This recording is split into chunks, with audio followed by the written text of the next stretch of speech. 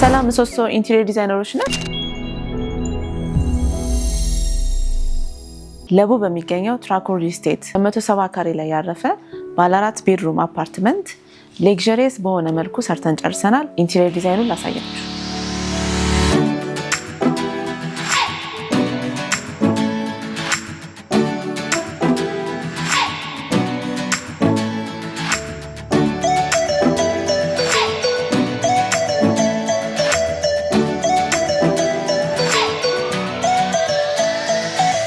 ሳይቱን ስንረከበው የነበረውን ጂፕሰም ቦርድ አፍርሰን አዲስ ነው የሰራነው።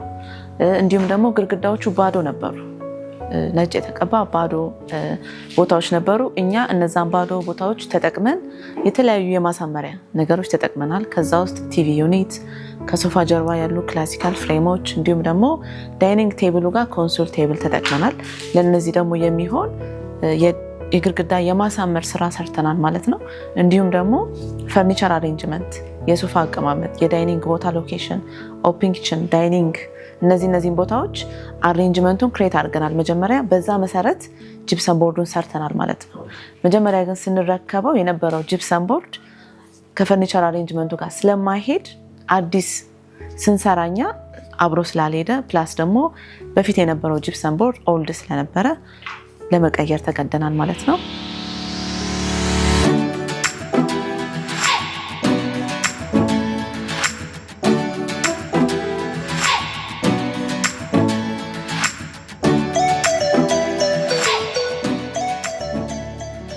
ፈርኒቸር አሬንጅመንቱን ከሰራን በኋላ ኔክስት ስቴፕ ወደ ከለር ኮምቢኔሽን ሄድ ነው።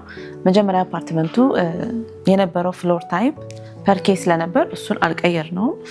ከሱ ከለር ጋር የሚሄድ የተለያዩ የግድግዳ ከለሮች፣ ፔይንቲንግ፣ ሶፋ ከለር፣ ምንጣፍ እንዲሁም ላይት ሲስተሙን ከቤቱ ጋር የሚሄድ እንዲሆን አድርገናል ማለት ነው። የመጋረጃ ከለር ምርጫ እነዚህ የዳይኒንጉን ጨምሮ እንዲሁም ኦፕን ኪችን፣ ክሎዜት ቪዲዮ ላይ እንደምታዩት በጣም የሚያምር ቲም ነው የተፈጠረው። ያው መኖሪያ ቤታችን ውስጥ ሊኖሩ የሚገቡ ከለሮች እና የማይሰለቹ እርዝቶን ከለር፣ ብራውን ከለር ነው የተጠቀምነው እና ይሄ ደግሞ ቤቱን በጣም ቀለል ያለ ሆኖ ዩኒክ ያደርገዋል ማለት ነው። ኮሪደሮች ላይ የነበሩት ግድግዳዎች በብዛት 4 ማዕዘን ነበሩ። እነሱን ስላይት ወደሆነ ከርቭ ቀይረናቸዋል ማለት ነው። ኮሪደር ስለሆነ 4 ማዕዘን ሲሆን ጠርዝ ስለሚኖረው ሰው የማደናቀፍ እቃ ስንወስድ የመምታት ሁኔታ ስለሚኖረው እንዲሁም ደግሞ ኤሪያውን የሚያምር ለማድረግ ከርቭ ተች ተጠቅመናል ማለት ነው። የተጠቀምነው የዲዛይን ስታይል ኮንቴምፖራሪ ዲዛይን ሲባል ይሄ ምንድነው? ሞደርን ኤንድ ክላሲካል ዲዛይን አብሮ የሚይዝ ነው። ግድግዳዎች ላይ ክላሲካል ተቾች ተጠቅመናል። ሲሊንግ ላይ ስንመጣ ደግሞ ሞደርን ዲዛይን ተጠቅመናል። ስለዚህ ዲዛይን ስታይሉ ኮንቴምፖራሪ ዲዛይን ተጠቅመናል ማለት ነው። ግድግዳዎች ላይ የተጠቀምነውን ነገር ወደ ሶፋውም ዳይኒንግ ላይ እና የተለያዩ ዲኮሮች ማቴሪያሎች ላይ አምጥተን ቤቱ ፍሎ እንዲኖረው አድርገናል ማለት ነው። ኢንቴሪየር ዲዛይን ከሰራን በኋላ ፕሮጀክቱን 100% ነው የምንወስደው ማለት ነው። ኪችን ካቢኔት፣ ክሎዜት እኛው ማኒፋክቸር አድርገን የገጠምነው። ከለር ኮምቢኔሽኑ በጣም ያምራል።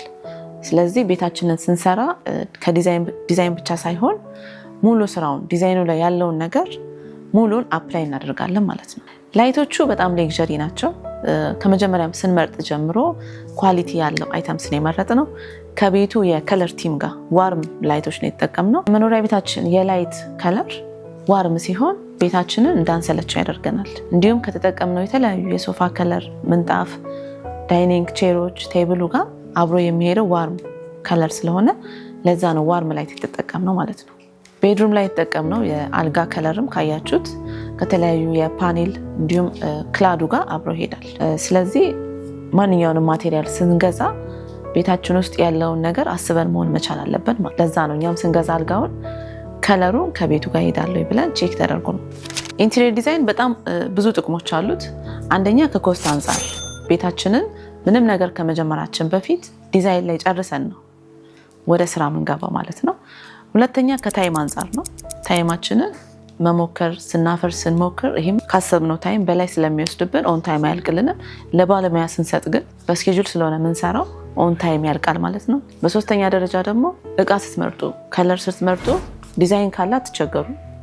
በዛ ዲዛይን መሰረት እያንዳንዱ ማቴሪያል ይመረጣል። ሲያልቅ ያው ዲዛይኑ ላይ ያለው ነገር አፕላይ ይደረጋል። በአራተኛ ደረጃ ደግሞ የምንሰራው እያንዳንዱ ስራ መጀመሪያ ዲዛይን ላይ ጨርሰን ስለሆነ የምንሰራው ሲያልቅ ምን ይመስላል የሚለውን ነገር ያው ሰርፕራይዝ አትሆንም። ያው ዲዛይኑ ራሱ አፕላይ ይደረጋል። ክላይንታችን በስራው በጣም ተደስቷል። ብዙ ሰው ወዶታል ቤቱን። እኛም ደግሞ ስናየው መጨረሻ ላይ በጣም ደስ ብሎናል ማለት ነው። ሌክዠሪየስ ኤንድ ኳሊቲ የሆነ ኢንቴሪየር ዲዛይን ኤንድ ቢውልድ ከፈለጉ ምሰሶ ኢንቴሪየር ዲዛይንን ምርጫዎት ያደርጉ።